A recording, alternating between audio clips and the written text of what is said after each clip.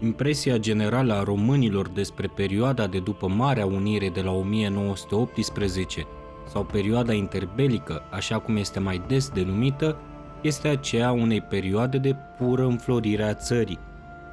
Este un sâmbure de adevăr, însă această perioadă a fost și foarte tensionată din punct de vedere politic și social. În acest episod o să povestim despre unul din momentele tensionate de la începutul anilor 20, care, la vremea aceea, a șocat întreaga populație și nu numai. Este vorba despre atentatul cu bombă din Senatul României din 8 decembrie 1920, iar în rolul principal este Max Goldstein, sau Omul cu cârlig, după cum era poreclit de polițiștii capitalei.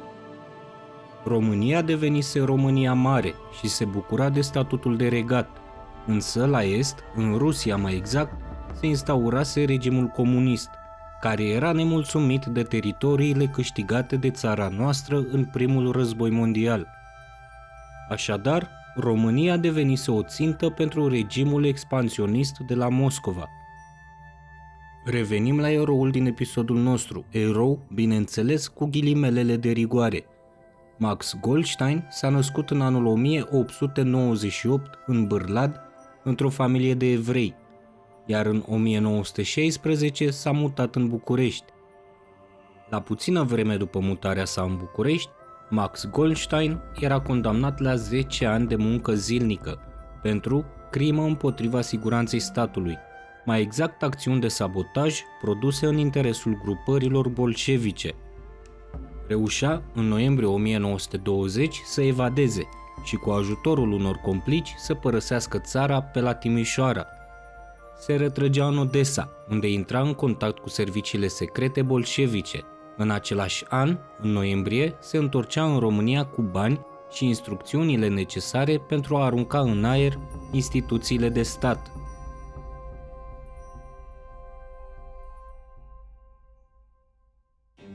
Acest lucru presupunea că Max Goldstein trebuia să organizeze comandouri de 3 oameni pentru producerea unor atentate cu explozibili.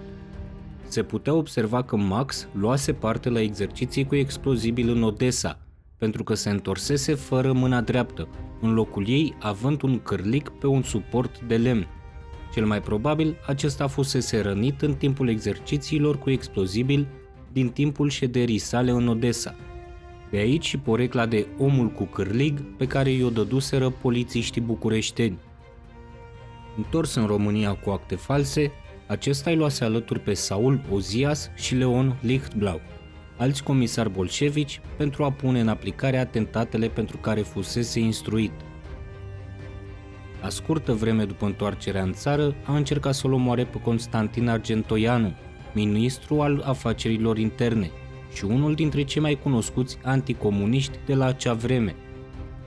Planul era să arunce în aer vagonul unui tren în care Constantin Argentoianu se afla, însă spre nenorocul tânărului Max a explodat doar jumătatea de vagon în care nu se afla nimeni.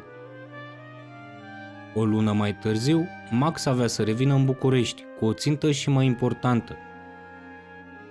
Avându-l aproape pe Alecu Constantinescu, conducătorul grupului de extremă stânga a Partidului Socialist din România, dar și pe Saul Ozias și Leon Lichtblau, tânărul evreu comunist Max Goldstein îl luase în vizor pe senatorul Octavian Goga, cunoscut antisemit al vremurilor. Așadar, în data de 8 decembrie 1920, în clădirea Senatului avea loc primul și singurul atentat cu bombă cu ceas din istoria României. Cu o seară înainte, Max Goldstein și Leon Lichtblau plecau de acasă cu bombele confecționate chiar de ei către clădirea Senatului. Au reușit să intre în clădire și au stat ascunși până la ora 12 noaptea, moment în care au început să monteze bomba. Toată operațiunea a durat 4 ore jumate. Bomba a fost montată în spatele tronului din sala de plen a Senatului, loc din care la ședință cei prezenți luau cuvântul. Bombele au fost așezate vertical, iar între ele erau montate brichetele și ceasornicul. În zorii zilei de 8 decembrie, bomba a fost amorsată. Trebuia să explodeze la ora 15. La ora 14:30, senatorii se întorceau în sala de ședință, așa cum relata ziarul Adevărul a doua zi pe prima pagină. Aflați pe culoare și la bufet tocmai erau chemați în ședință. Din incintă se desprind, îndreptându-se spre banca ministerială, domnii Greceanu și Văleanu, ministru al lucrărilor publice și comunicațiilor. Domnul general Coandă, președintele Senatului, urca spre fotoliul prezidențial. În acel moment, o detunătură îngrozitoare răsună în incintă, cutremurând zidurile și aruncând în aer câteva pupitre. O panică neînchipuită se produce. Țipăte și strigăte de salvare răsună, în vreme ce, într-un lac de sânge, 2 senatori sunt scoși afară. Zeci de senatori leșină, în vreme ce corpul de gardă oprește ieșirea celor aflați înăuntru.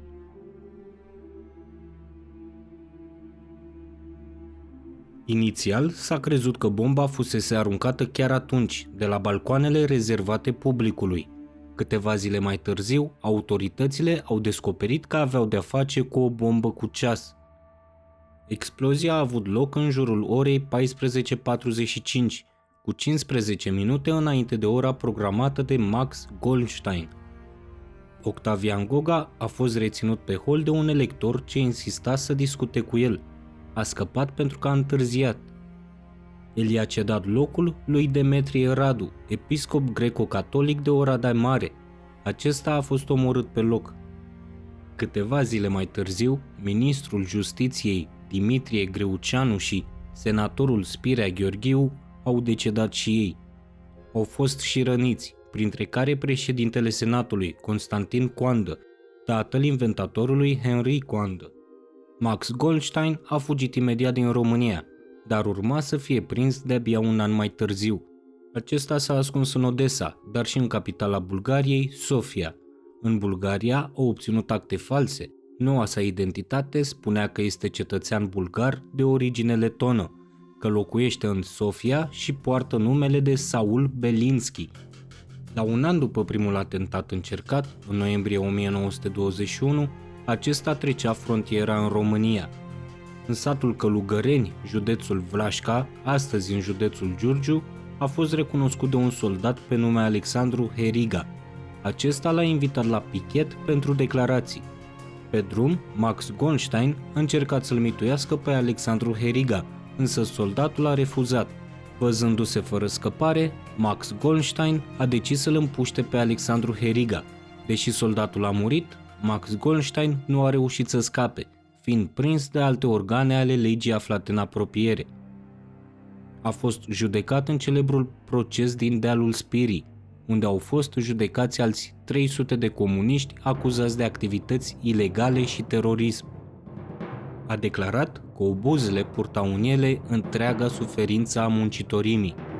A fost condamnat la muncă silnică pe viață. Ajutorul său, Saul Ozias, a primit 10 ani de închisoare, iar Leo Lichtblau, celălalt complice, a fugit din țară și a fost condamnat în contumacie la închisoare pe viață. S-a retras la Moscova și a fost omorât în 1938 în cadrul epurărilor staliniste.